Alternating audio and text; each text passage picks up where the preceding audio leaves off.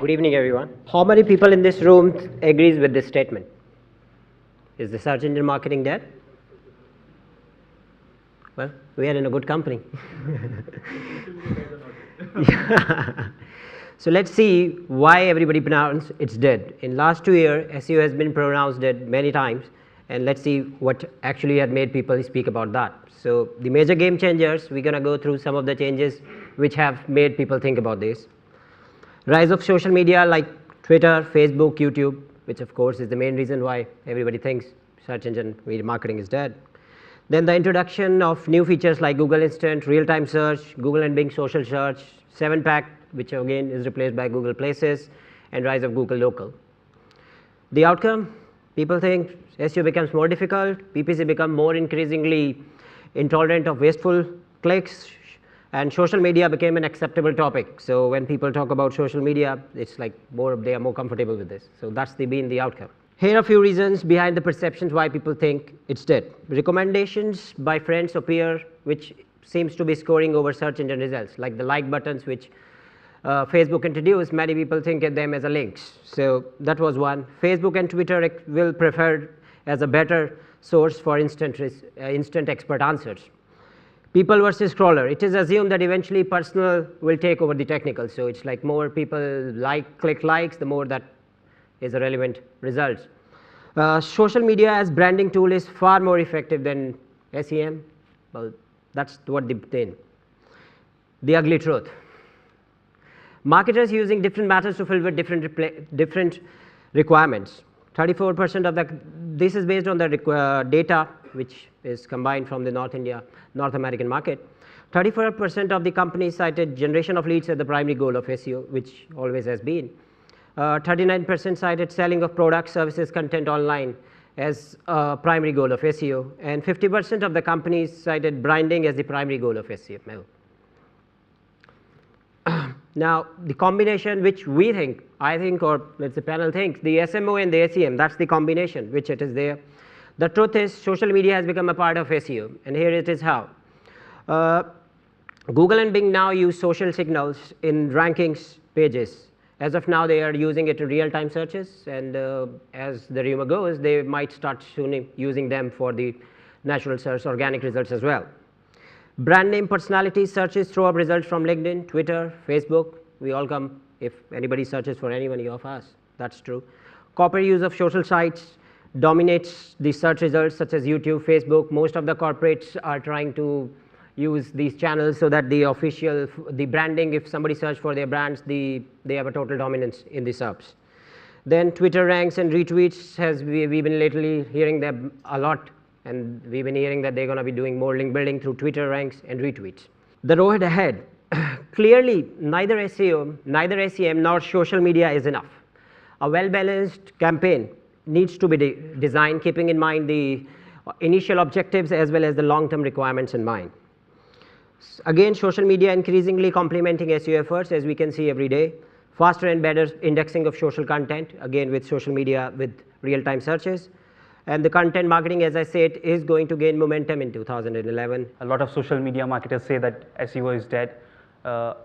3 years back, there was no term called social media, which is heard so loud. But today, we hear it from anyone. I'm a social media enthusiast. I'm a social media researcher, social media scientist. But did you ever find I'm an SEO enthusiast, SEO researcher, SEO scientist? No. Because the term itself is not understandable for most of the people. They think it's technical, but it's not. SEO is not dead. And what is the root cause why people think SEO is dead? It's because of social media. Every day, mobile searches are increasing, and searches on social platforms are increasing. And people are searching more on these mobile platforms and social media platforms. What happens is like 25% of the search results which come in the Google and are not being even searched earlier. Every day it's like new search. People are searching for new products, new things.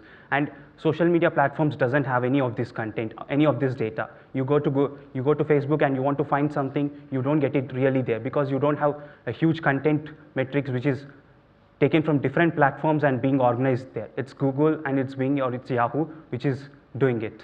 Only 20% of the search engine rankings relate to social media results, and other 80% or other organic results which come from the web pages or your videos, feeder sites like Squidoo, Hub Pages, they take it from blogs, images, and podcasts everywhere. But your content should be spread all across the places. A brief history to the frequent death calls for SEO. Google Florida update, probably the biggest one. I think I see a few people here who were there at that time, including Navneet. This probably was the first big update which literally drove SEOs crazy. You will see the diagrams, kind of diagrams they came up with. Oh, it's this poison filter, it's this poison keyword.